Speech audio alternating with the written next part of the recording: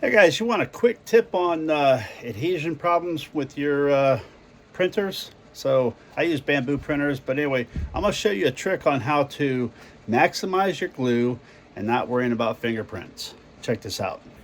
All right, take your glue stick on your build plate. Just kind of rub a little bit on there. That's all you need. From that point there, squirt you a little water on there. Rub it around, yes, with your fingers. Be really slimy. After that, get you a microfiber towel and just rub.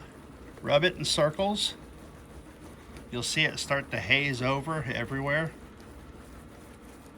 See that? And it doesn't matter if you had fingerprints on there before, they're gone now. That's it. Now the nice thing about this, the next time you print, just a little bit of water, rub it and wipe it with the towel like this. You'll get 3 or 4 uses out of this before you have to reapply glue. And I've never had a problem with anything sticking.